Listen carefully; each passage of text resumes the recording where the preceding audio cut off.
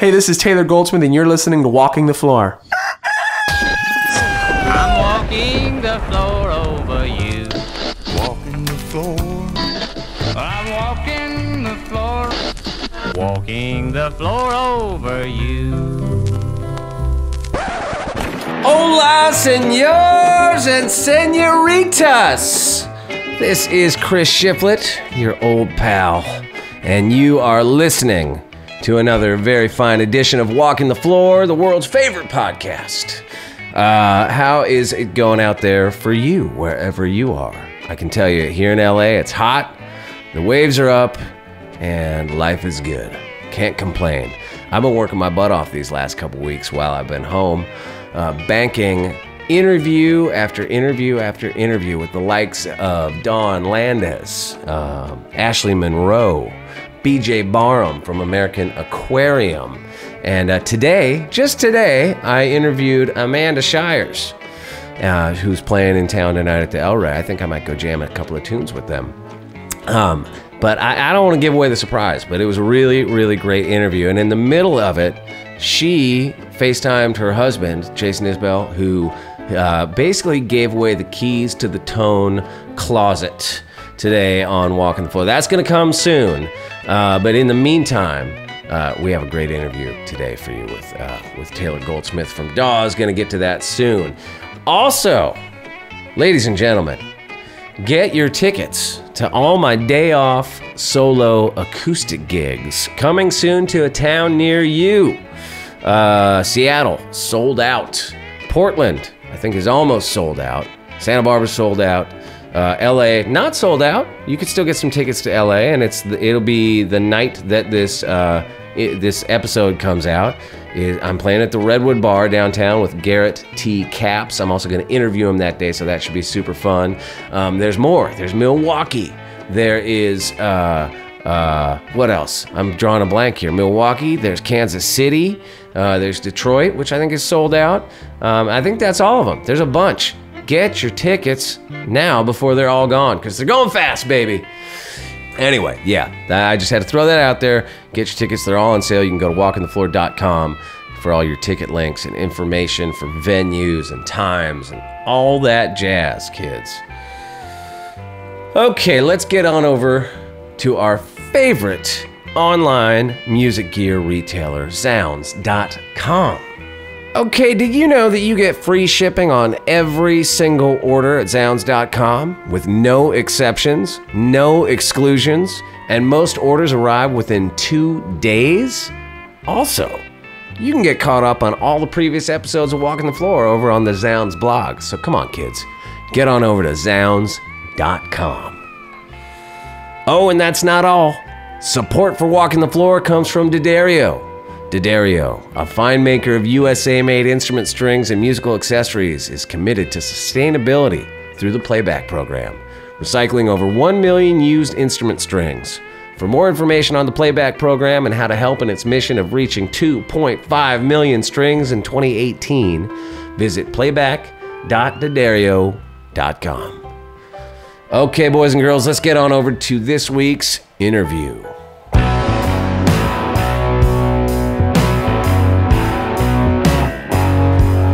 Okay, so this is the second time I've gotten to interview Taylor Goldsmith from Dawes. If you're looking for the historical stuff, like, when did you start playing guitar? When did your first band get together? How'd you get your first record deal? Blah, blah, blah, all that sort of stuff. I refer you to the definitive Taylor Goldsmith interview I did a couple of years ago. That's great. Go back and listen to that. This one is more focused on the last couple of years. We talk a lot about their great new record, Passwords.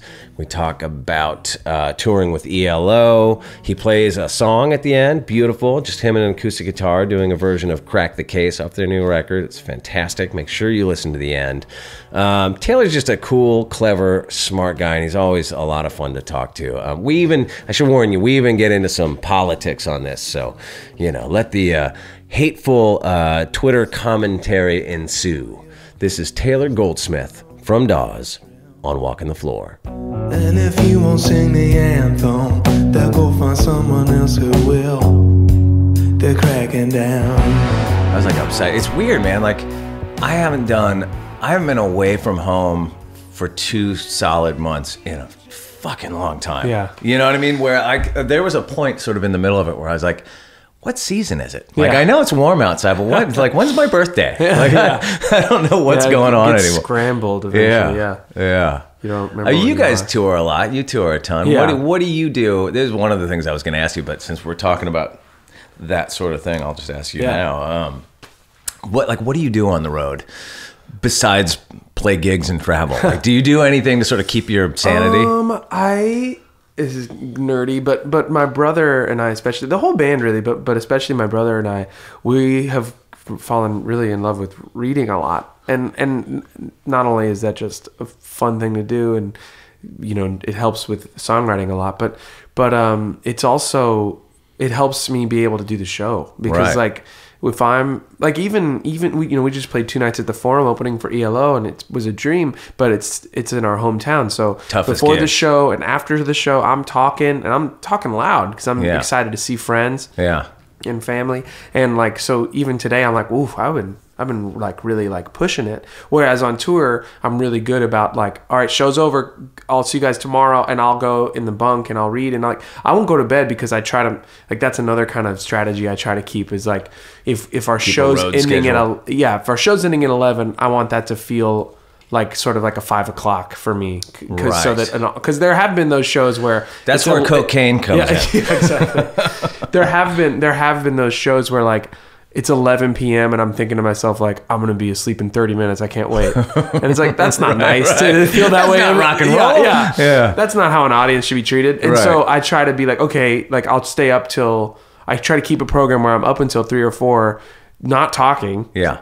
And then I'm sleeping till like 1. So by the time sound check comes around, I've only been up for a couple hours. It's funny, you know, I totally dig that, but I'm almost kind of the opposite where like, I can't, and this is just being a dad did this to me. I don't know if you have kids yet or whatever, but like when you do, this will change. Yeah. Or at least it did for me, because I used to sleep till noon or 1 all the time. You know what I mean? That was just the schedule that I kept. And then having kids, you know, means I'm up at like 6 in the morning all the time. So when I go on tour, I have this weird thing, like I can't sleep past about 8 or 9 in the morning, no matter what. Like, it doesn't matter if I went to bed at 4 in the morning or whatever. I just kind of I mean, that's definitely like my home life. Like I'm awake at 8. The very latest, because that's when our dogs decide it's time to eat, and like, there's nothing I can do about it. I do find I read way more on the road. Yeah. Because when I'm home, I'm running around, I'm busier all day. Whereas, you know, on the road, I'm busy for a chunk at night. Totally, exactly. And so, and not only do I just do you have the free time for it, but also it helps me feel restless. Right. So if I've sat in the back lounge of the bus or in some weird dressing room and read for 3 hours, and then I'm told like, okay, like showtime in 30, like there's going to be a part of me that's like, oh God, thank God, because I'm like ready to like just start acting up, right? And then we get to go on stage. So part of it is like trying to just save energy and trying to like get bored, right? And like in order for the show to be that much more. How was the Forum last night? Like, is the Forum for you, because it is for me, it's the place that I went to all my big arena shows at when I was a kid. So, and it's my favorite venue in the whole world for that reason, you know, and it's also a great fucking venue, you know. Well, how was it last night? I had never been. I'd been earlier. I'd been during Christmas. There was a K-Rock Christmas thing where Brandon Flowers from The Killers asked me and Griffin, my brother, the drummer, to come sing a song with him for like the Christmas song we wrote together. So that was my first time in the Forum, and it was incredible. And I knew that was your first time ever. You inside, you didn't go to shows. No, as a kid, I didn't. Because when did it switch? When did like? It's always been shows. I mean, I was seeing like my first show was Quiet Riot and Whitesnake in like 1984 or something. You know what I mean? It was a long time ago. But wasn't there like a decade or something where they're like when the renovations happened? Or it wasn't that long? I feel like we always played there. It's funny. I remember when Foo Fighters first played there, it was way before they renovated it. And there was still like, but it was way after the Lakers had left. Right. And there was no joke. There was still Lakers shit, like just in the corners. It was all purple and gold, But I remember we found like a killer, like Anvil Roadcase thing. That it was like you know, had the Lakers spray painted on it, awesome. like just like discarded in the corner somewhere. You know, there was still that kind of those little nuggets Like, around. They forgot you know? to take it with them. That's funny. Yeah. But yeah, it was. I mean, I'm obviously familiar with the Forum as Sure, this sort of yeah. like this beacon in the distance of like Yeah. what it means to play LA shows. So Yeah. it was a big deal. And just opening for ELO. I mean, How's that? That's been incredible. It's really funny to see how embraced we are by their audience. First of all, they have a much younger audience than maybe you would think. Like I feel like Right. certain bands from that era, that it's kind of strictly older people. Yeah. And with them, there's obviously that. But then there's also a lot of people that seem my age there. And there's a lot of like with their show, it felt like with what we do, it seemed like it was really embraced. Like a lot of people, like every time we play a guitar solo, people get fired up. Whereas Right. when we were opening for Kings and even for John Mayer, who's an incredible guitar player, like that, the audience wasn't embracing us in that same way for what we did. Whereas the ELO audience is like, this is what we love. So Who is your audience? Like when you guys are headlining a show, like who it's who is funny. I mean, I've always felt really lucky about this actually because it feels like people that I would be friends with, and I know that maybe seems like a fairly obvious answer that someone might give, but I think it's actually fairly rare. Like every time that I'm going back to the bus and some people have stuck around, I've always feel like, wow, like I have a lot to talk about with these folks, and they Right. all are my age, and Yeah. they all like we all kind of dress the same, and like it feels very like, you know, you hear about certain bands where like their audience is strictly 12-year-old girls that they're not sharing the same existence, you know, or Right, a lot right. older or whatever, and Yeah. and I mean I'm grateful for any and all of it, but I have noticed that like even weird, like, you know, looking at like Instagram like algorithms and whatever, Sure. like info, like it's like our audience is like really between 29 to 35, and I was thinking about it because like you're a band that draws obviously from like an older, Yeah. you know, some older sounds, Yeah. you know, but you bring it into now. And we live in this sort of pop dominated world, and especially with streaming, you know, Spotify's like the king of streaming. That's a very pop centric yeah. company and a Yeah. pop centric service, and bands that have guitars and drums and you Yeah. know, in that sort of more traditional band sense, don't seem to get a lot of love in that Yeah. world. You know, but you guys do great. Yeah, I you know? mean, I do feel, I think it's like, yeah, if we were to talk about it 10 years ago and be like, here's my idea for a band, do you think we'll have a career in 10 years? I feel like we'd both be like, no, that's a terrible idea. Yeah. Like we have a lot of words and we have a lot of acoustic guitars and mid-tempo, and like it's not a recipe for like a successful career, and yet like we get to do what we love. And like sure, we're not headlining the Forum, but we get to go, you know. But you're supporting ELO at the Forum, goddammit. Exactly. Same. I mean, is and that, really the support slot for bands out there, young bands coming up, that's the best slot. Yeah. That's the best slot. Yeah. Because everybody's fired up. Yeah, and totally. you know, when you play last, you always deal with some people leaving. Yeah. You know? And when you're when you're second to last, perfect. Is that question of like this pop world that we live in and this streaming world that we live in, is that a question that you guys have to navigate? Totally. You know, it's Like how funny because you guys are a rock band. And we're a total rock band. Yeah. And we go out and we play like big shows, kind of, you yeah, know, like you guys all are, over the world. But it's an anomaly, but it also makes perfect sense. But it's interesting because I noticed, especially with the last record that we put out last year and the promo cycle, Yeah. you know it is. You Yeah. sit there and you do this for Yeah.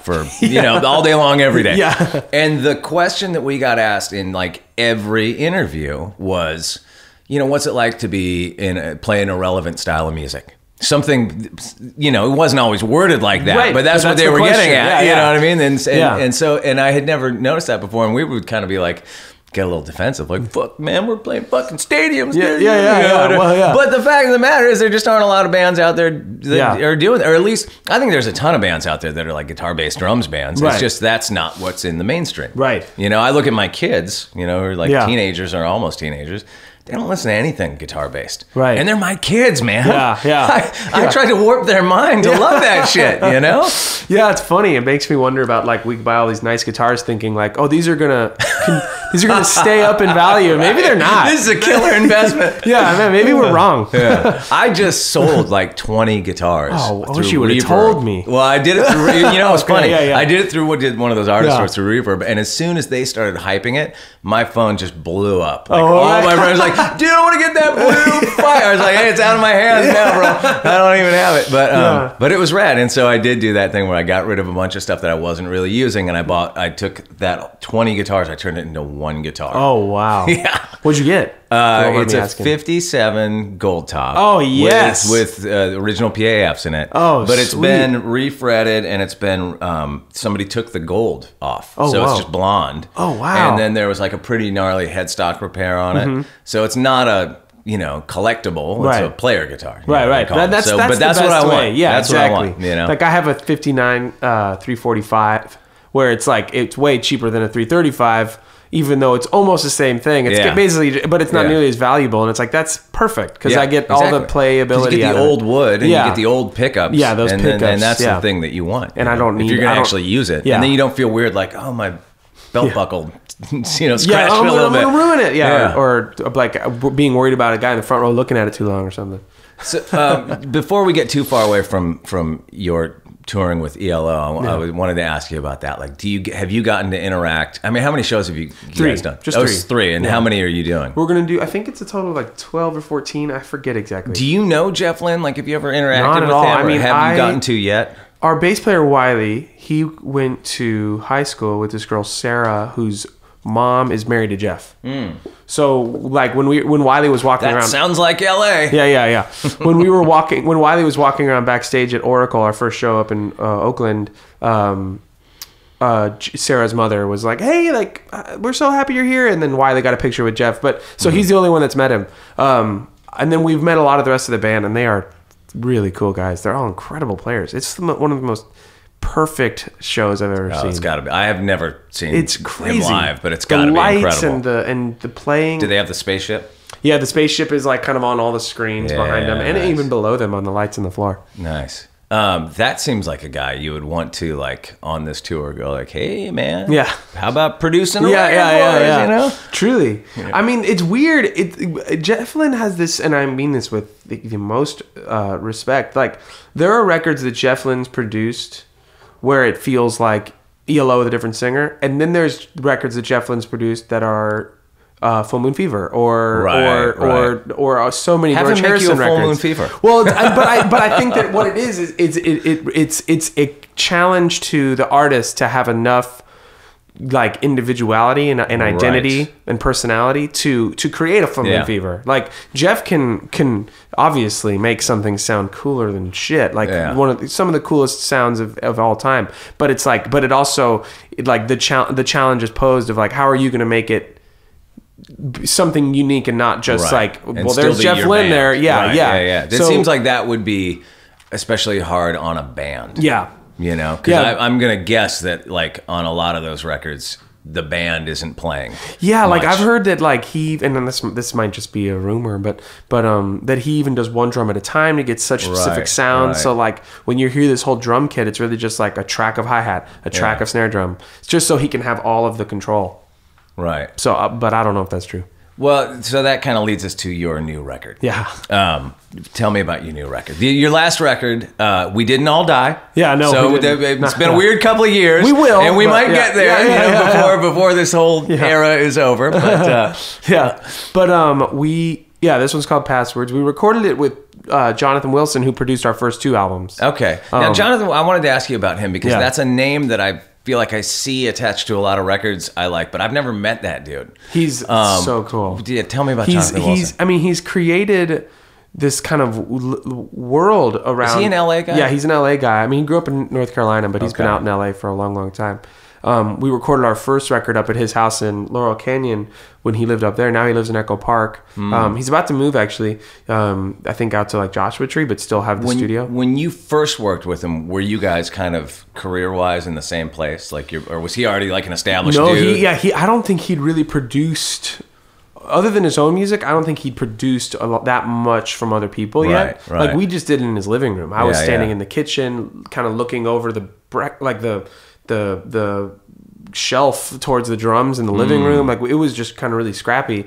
We only had 2 weeks. He wasn't really familiar with our music, Right. But he went out on a limb to help us out. So it changed our lives, obviously. Yeah. And then with our second record, you know, he was like the fidelity was stepping up for him. We were getting a little bit better. So like, there's a scrappiness to our first record that I love, but we all kind of like grew beyond it together. And then he continued to. We started working with other producers just because. It just felt like It's what you do. It's what you do. Yeah. And wanted to see what that felt like. But now after having done that 3 times, we're like, you know what we miss is what Jonathan Wilson contributed to the identity of Dawes.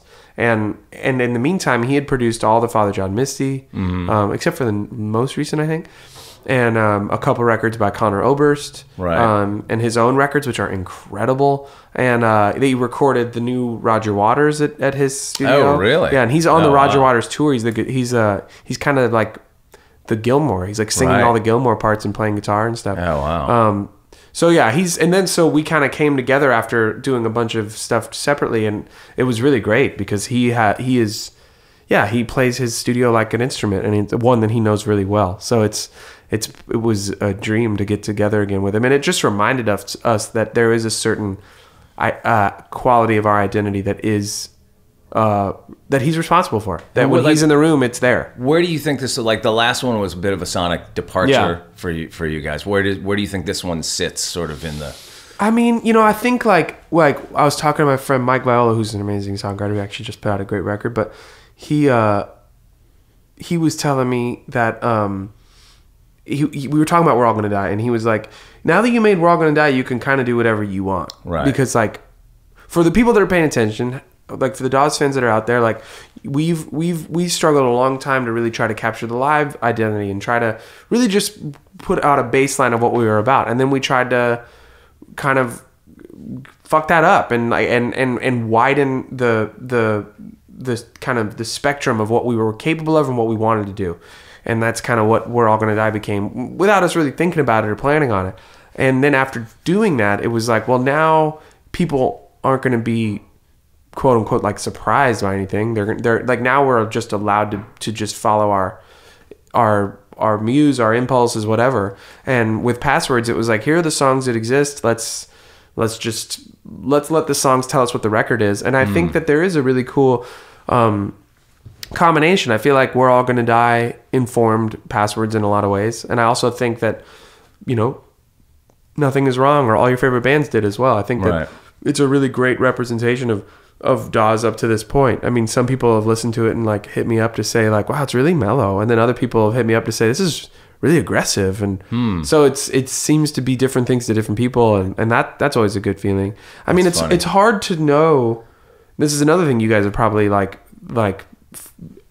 tried to critically investigate to figure out how to navigate. But it's hard to know like how to be a band on a 6th record and like and still expect people to give a shit. I mean, I know that I can try to write the best songs I can write. I can try to play the best that I can play, but sometimes you don't know if that's enough for people to want to like stick with you. Right. And obviously that shouldn't be what propels us. It shouldn't be like what other people's expectations are or hopes are. It shouldn't be what you are keyed into. It should be what's true to yourself. But I want to do this forever. Sure. So I can't not be mindful of the fact like, here's this LA band of 4 dudes that are making their 6th album. You know, that's not really much of a press package. Right. Well, it's funny. Yeah, you're totally right. I mean, I see that with my podcast because I'm on the other side of that, being pitched artists, and there's everybody wants a big story attached. Yeah, exactly. You know what I mean? Like, and that's not the story that they're looking for. No. I mean, I think that's a big part. Like in Foo Fighters, like why Dave is always trying to sort of come up with some new adventure for the band. to go on. You know, which is, I mean, obviously not the only reason, but I'm sure is a big contributor to why you guys are crushing it so hard. I mean, it's because you're mindful of that. I feel like so many other people. It's like striking a balance. Yeah, it's like you don't want to give too much of a shit about that because at the end of the day, you got to just. It's all about the songs. Your songs and you guys have the songs, so it works itself out. But by concerning yourself with like, well, why would people give a shit about me after this long? Right. Well, maybe if I like tell them this different story, or if I come at it from this direction. And sometimes that just takes care of itself. Like Jeff Tweedy writes Yankee Hotel Foxtrot, doesn't expect anything, and it becomes the definitive album. And so sometimes it just works out. But other times, like bands are a little bit like, well, I don't want to just make the next 10 songs from the last one. Right. And that's sometimes how it feels. Yeah. There was a good quote of yours that I read, and it ties into what we're talking about here about I'm realistic about what the world likes now and what it doesn't. And I think that definitely ties into like setting up records nowadays and sort of the like what we were just talking about, the sort of pop centric world that we live in and all that sort of thing. Like, I mean, how much is that? Do you feel like a pressure from your label or the people you work with or anything? There is like a certain amount of like relief from it. Like when we're in the studio and we're wondering like, oh, will this be the lead single or will that be the lead single? And then we all get in our car and hear the hit single from Portugal the Man. It becomes really clear really quick. Like, oh, we're not playing the same sport at all. Like this is like a totally different thing. Right. We're talking about T-ball and these guys are playing like. These guys are the NBA All-Stars in terms of like what their goals are. Right. And it's not scary. It's freeing. Totally. Because it's like, like, well then we don't have to worry about it in that same way. Like this weird idea like maybe we'll have some crossover hit is just like pretty laughable at this point in time. I mean, I feel like in a lot of ways rock and roll I don't mean to be a defeatist or anything, but you can make the case that rock and roll is kind of going the way of jazz. And if you give a shit about rock, it's going to be a niche genre. And I'm cool with that. Like if you give a shit about it, if you like guitar solos, if you like guitar tone, if you like a drummer without a click, if you like these things, then there's a home for you to go for. There's a world of music for you to listen to. Totally. But for us to expect, it's going to be at the Baked Potato. Yeah. Yes. But for any fans to expect, like I'm going to be in a rock and roll band where I play guitar and I sing about my feelings and I play solos and I write like a bunch of words. Like if you think like I'm set up for world domination, it's like, well, you're fooling yourself now. Right. I mean, call me romantic, but I would like to believe that good songs always, make their way out there. You know what I mean? And that goes for even pop music. Like some great pop songs where it's like, well, this is just undeniably a great song and it's great that it's on top of the world. But I just feel like that idea of like the mythology of the band, right, or a band, like that's kind of it's going the way of Miles Davis, and it's like there. I think there was a time where Miles Davis or the Allman Brothers, like you didn't have to be a critical listener to dig it. Like you could go to see Dwayne Allman rip in your local city. And you didn't have to be a nerd about Les Pauls or about blues or to just be like, this is so sensational and so loud and so incredible that I'm just stoked to be here. And now I find that when you talk to rock and roll fans, they're like, well, they're using these pickups and like the thing that the modal thing that he would often do and like and it's become something. It's become for the nerds, and I am one of them, so I'm totally down. Yeah. But like that sensational kind of thing of like I don't know what's going on. I'm just kind of being overwhelmed by it. That is now reserved for artists like Kanye or for Daft Punk or and I love that stuff. So it's not like I'm not diminishing it. I just feel like that zeitgeist, that cultural like that cultural moment of like.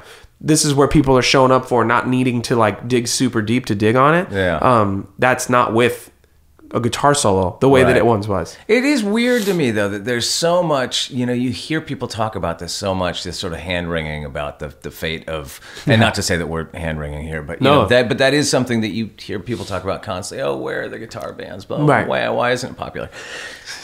And I just find it odd because there is so much of it out there. Yeah. So where is the disconnect between the public who are yearning for it? I mean, Yeah. if Paul McCartney still plays stadiums, Yeah. and, you know, bands like the Foo Fighters can go out and fill big places, and Yeah. bands like you guys can go out and play the Forum or whatever. Yeah. Like, where is the disconnect with the public that it's like it seems like there's Yeah. a hunger for it, and there's also all these people doing it, Yeah. and they don't seem to be finding each Well, other. it's weird because like I find that like, with so much pop music, not all, but with a lot of pop music, there's not this live culture Right. arm of the Right, whole right, thing. right. Whereas with rock and roll, that's always going to be a big part of it. Yeah. And so I feel like people that like I love the culture of like going out to a field and watching 3 bands or watching a festival or just watching one band or whatever it is. As long as I have parking and a backstage pass. Right, exactly. Yeah.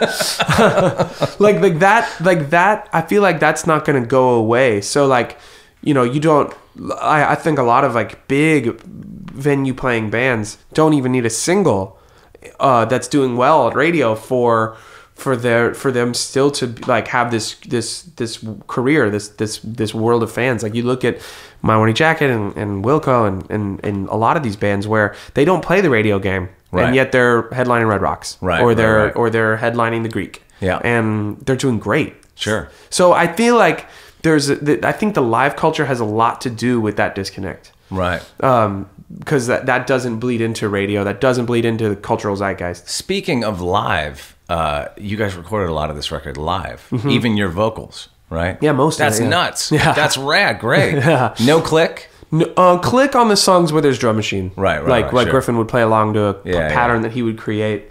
That's awfully bold. I mean, like listening to your new record, it's you know, it sounds like loose and vibey and cool, but it doesn't sound like, you know, I would just assume you would have gone in and retracked all your Right. vocals or what, you know what I mean? Like, because it sounds great. Like, it sounds really good. Thanks, you know? man. Yeah, and there was a couple of those songs where I needed to do that, but I was sort of treating it like, you know, I'm just going to do this and we'll see if any of the vocals are keepable, and Right. and oftentimes Did they you were. guys go to great lengths to like get good tones, hoping yeah. like we will actually, because you know, Yeah, a lot of totally. times you track stuff live in the room and I think, God, man, I wish I'd spent like another 10 minutes Yeah, on yeah, my that guitar was a tone good because I kind of performance, like yeah. what I did. Yeah, you know? yeah, Now I gotta totally. go redo it. Totally. Yeah, no, we tried to treat everything as if it was going to be the final thing. Okay. And then sometimes that worked out. Some songs are like the last song on the record, Time Flies Either Way, that's just a take. And then we overdub the saxophone. But and then there's like a synth pad like buried in there. But other than that, it's just like what we did that take.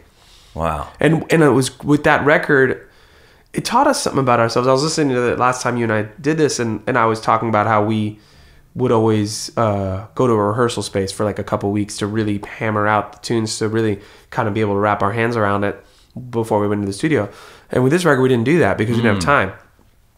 With Jonathan's availability, when we were getting home from tour, we had to basically get home from tour, start loading in that night to the studio, Really? and start the next day. Did you already have a bunch of tunes I together? had a bunch of tunes, but we didn't have a bunch of. We didn't. Like you The had, guys like, didn't know rehearsed them. them, Yeah, right, the guys. right. So Oh, cool. So some of these songs, like at least that song that I mentioned, "Time Flies Either Way," the last song on the record, I didn't know how we were going to even play it. We were just sort of like Jonathan and Griffin and I were like, I don't know, maybe we could do it like this or that kind of feel. Yeah, yeah. And I had been talking about Wayne Shorter a lot. I've been listening to. I was kind of getting into jazz, kind of for the first time in my life. It always felt really impenetrable to me, and now it doesn't. Now it feels really expressive, and I really have been enjoying it. And so I was asking all these questions about this Wayne Shorter record, and Jonathan was like, well, you know, you keep talking about this, let's just try it like that. Go. And we did it. And like, I think what's on there is like the third take. And that's something that never was a part of our DNA. Like we never had that sense of urgency. We never had that sense of immediacy. And I really like hearing that, because there's a life to it that other music doesn't always have. There's something you capture when everyone in the room's sort of reacting to the idea. Like you can hear when someone's making eye contact for a cue or thinking on their feet. You can hear that stuff. Yeah. Like when you're writing to make an album, how do you? What's your process? I guess. Are you writing on the road a ton? Do you what's like? I used how to do you all not get write it all on the together? road, and now I do, and I'm really glad I do, because we tour too much and my home life's too busy for like, I'm not good at like, okay, like the next couple weeks, like I don't want to make any plans because I'm gonna be writing. Like I can't. I've never been that way. So tour actually helps out a lot because, like we were talking about, we have a lot of downtime. But yeah, a lot of this record was written on tour, and with the way that I write, I've always kind of done it the same way from record one, where it's just, if it works with me and an acoustic guitar, then I'm confident that it'll work with me in the band. And some songs are clearly going to be like a little heavier. Like the first track, Living in the Future, was a riff that I wrote actually on an electric guitar, but I didn't have an amp in the house, so I was just kind of playing it in the living room with no amp, and I was like, oh, this could be big. But yeah, it sounded really small at the time. But so yeah, certain things where like the riff will dictate what it's going to be, and I'll leave it alone for a long time. Like the song Feed the Fire, I wrote the riff for that first, very first thing I wrote, but I didn't write the song. I wrote that riff and then I kind of put it away, and then the first song I actually wrote was Crack the Case, and that led me into the next thing. And then eventually towards the end of the record, I wrote Feed the Fire. I wrote the words. I went back to that riff. So some songs, like the riff will just kind of sit there waiting for me to figure out what to do with it. That's a great feeling when you go back and discover something that you recorded on your iPhone like a year ago and you don't remember ever playing. Yeah. And you're like, whoa, that's badass. Yeah. And then you kind of get inspired to finish it, you know? Yeah, and sometimes those slip away. So when it does work out, sometimes if you don't chase it down right then and there, you never find kind of what you were thinking. Yeah, totally. You know? It's funny, if you could see my like voice memo recordings, they're all labeled like really ridiculous, like Rhett Miller ripoff. Yeah. You know, just so you can kind of like get back into the headspace of what you were thinking. Right, you know, totally. at the time. Yeah, because sometimes you can't. Sometimes I'll play it and I'll be like, well, this is dumb. I don't get it. Yeah, What a stupid idea. Yeah. There was a good quote of yours about the songs on this record that I liked. That was many of these songs are an attempt to come to terms with the modern world while always trying to consider both sides of the story. Personally, I don't feel like anyone's listening to both sides of the story right now. There's like so much finger wagging, you know, and we live here where it's, I think, as crazy as it is to me personally that Trump is president, I think this thing has made the liberals lose their fucking mind, and I count myself as you know, that's coming from a very progressive viewpoint. Yeah, but the people that I'm around are fucking nuts right now with this whole thing, and can't wrap their heads around it. It's like, I understand the fury, I understand the anger, and in a lot of ways I'm right there with them, and I obviously realize that Trump's a big contributor to this, but I also feel that social media has retaught us how to communicate, and that is now bleeding into without consequences. Exactly. Yeah, and that is now bleeding into our face-to-face conversations. Sure. Like I feel like when you're kind of hiding behind your Twitter handle and you're saying fuck this person or how stupid can you be, that is the least engaging way to start a conversation that I could ever dream of. But there's also this funny thing of like, you know, I was on tour last year, and we were in the Midwest, and a buddy of mine in New York who's like not an idiot at all, smart, you know, good guy. With his heart in the right place, generally, and I was talking to him on the phone. He's like, "Whoa, so are there like, you know, people are just like walking around with their AK-47s and stuff out there?" I was like, "What? Yeah, no, that's a stereotype that you learned on MSNBC. Yeah. That's not reality. Come on, man. Yeah, like, well, you're falling victim to the same shit that you're accusing these other people to fall victim to. Yeah, it's really it's and no one wants to approach a conversation respectfully because it's so infuriating, and in a lot of ways I can understand, but in a lot of ways I do think it's worth that extra step. You know, like it's right now it's very convenient and it's very easy, and for obvious reasons, to point at certain people in certain parts of this country and say you're a fucking racist. Sure. But and in some cases that's exactly what you need to be saying, and that's like totally legitimate. But in other cases it is a more nuanced thing, and I'm not defending anybody, but I also feel like when you come to a guy like you and me who live in California, we play rock and roll for a living, and you say like, hey, should we like allow all these refugees in to like get a chance? Of course our answer is gonna be like, absolutely, bring them over. But then if you go to West Virginia and you talk to someone who can't support his family because he's working in these coal mines and his industry's falling apart and no one seems to care, and all these like progressive politicians are saying like this is a dying industry. These all might be facts. They are facts, but that's not an empathetic attitude, and for them to say, frankly, I'm scared of other people coming in because I can't take care of my own family. For them to say, hey guys, neoliberal economic policy has fucking failed us. Yeah, that's a valid point of view. And that doesn't make them a racist. Exactly. It's just they're putting it in terms that they need to put it in because they have a baby and a wife and Right. whatever. Yeah. So like that's when it gets unfortunate because it's like that's a reasonable conversation to have. Sure. That's a place where guys like you and me and folks like them could be like, wow, there's a lot of perspectives here. Right. And there are a lot of like rational perspectives Yeah. here without Well, anybody being a nightmare evil person. And I know, and you know from traveling all the time, that you deal with people day in and day out whose political views you don't share, whose worldview Yeah. you don't necessarily share. And there's still tons of overlap. And I don't like walk around on tour. Family, yeah. Arguing with everybody. Right. And I come home and I argue with everybody. It's Yeah. like just making my head spin. Yeah. You know what I mean? It's like, Yeah, it's- I don't think, of course there are divisions in society. Of course there's problems on all sides in all kinds of different ways, but I don't buy that we're as, divided as Right. as we're constantly being told. It's a convenient narrative to like keep us locked in MSNBC. Right. And I love that, like a lot of those folks. So it's not like but it is what it is. Yeah, Like yeah. these people, they need the clicks. Right. They need it to Yeah, look yeah, sensational yeah. so that we dig in. So that bled into your songwriting. Yeah. Because I feel like a song like Crack the Case is like, it's really just about like, how do you conduct a fucking conversation without just talking to hear yourself speak? Like even like with like these like husbands and wives that we all have, like when someone's losing their shit, that's not when you engage. Like you're like, God, I hey, wish I could learn that lesson. Yeah. I wish I could learn that. like and it's what we all try to employ is this idea of like, I totally understand why you're upset right now. Like, let me know when we can talk about it, whether that's in an hour or in 10 minutes or in a couple days. Right. And then you do that, Yeah. and then everything's okay. But like, you don't wait for someone to be at their like most angry moment to be like, we're talking about it. Like, right. And that's exactly what we do every single day. Totally. Through Twitter and through all these like these faceless social networks. And Yeah. I feel like it's unfortunate because like if we came from this place of empathy and if we gave even the sliver of a benefit of a doubt to be like, hey, I'm going to decide to trust that you're not a demon. Like, and that goes both directions. Yeah. I want to talk to you accordingly.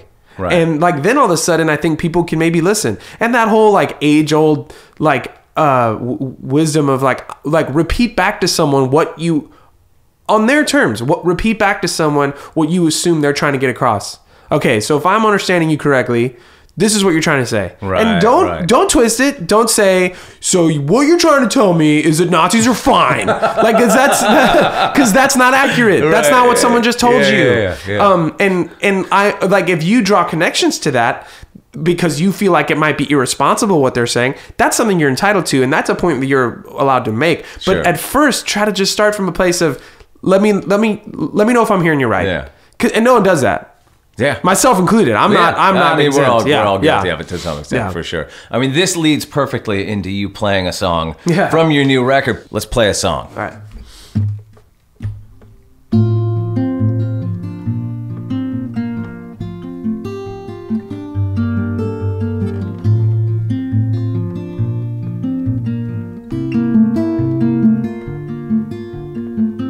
I will do your interview, try to explain what I'm going through, give you something to read into in a million different ways.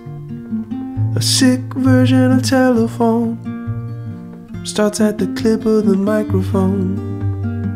A game we thought we had all outgrown, but still everybody plays. Ignoring all of the remedies, believing all of the rumors, with their endless database. I wanna sit with my enemies and say we should have done this sooner,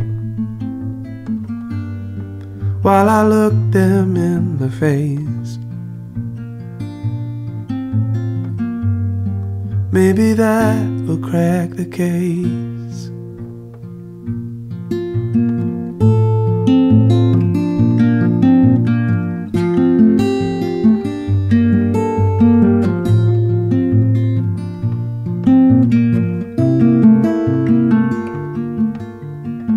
I got a friend who's been thinking about finally kicking her husband out. His second life as a talent scout finally got him caught. While she was throwing out all his clothes, she heard a voice from beyond the throes.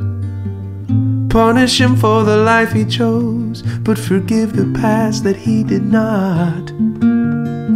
It's really hard to hate anyone when you know what they've lived through. And once they've given you a taste, she said, this is for you to overcome, but I will always love you. In her perfect state of grace. Maybe that will crack the case.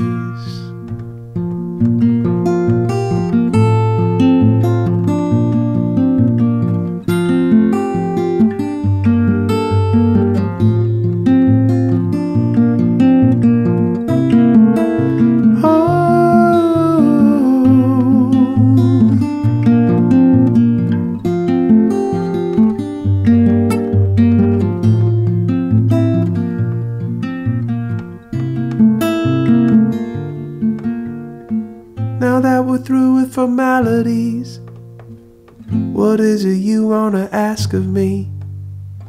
I'll answer open and honestly, whatever that means. Finding out that we occupy somebody else's opposing side, on the banks of some great divide, two versions of a dream.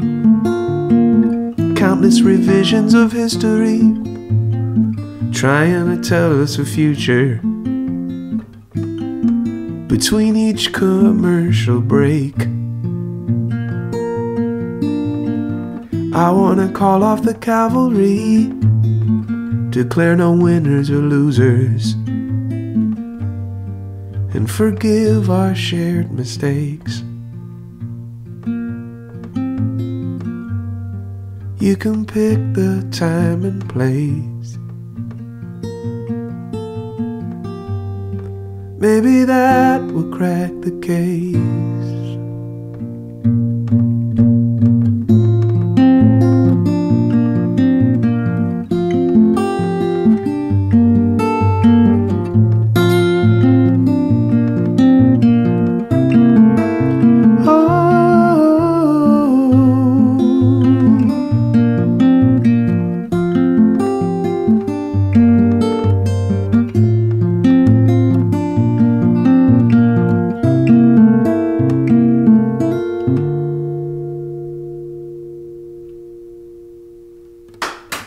Amazing, man. That Thanks. sounds so good. Thanks, man. You really do. You can do this live. Thanks for doing this, man. Yeah, man. I'm just hoping that it might. I'm not talking about forever. All right, that was Taylor Goldsmith from Dawes playing Crack the Case off their fantastic new record, Passwords. Make sure you get on over to walkingthefloor.com. I'm going to put up some links of how you can find up to the moment information on exactly what's happening in Dawes land. Buy their tickets, stream their music, all that sort of good stuff. And when you're done with that, make sure you listen to all the old episodes of Walking the Floor. You can find them in the iTunes store. You can find them in Spotify. You can find them anywhere you get your podcast, man. Check it out. There's a million of them. There's 120 plus episodes that you haven't listened to probably. So get on it. That'll do it. And we'll be back in 2 weeks. And I don't know who with, because I got a whole bunch in the can to choose from. So we'll see when we get there. Adios, amigos. There's a market for the fear. It's that dance out on the razor's edge, a wolf held by the ear.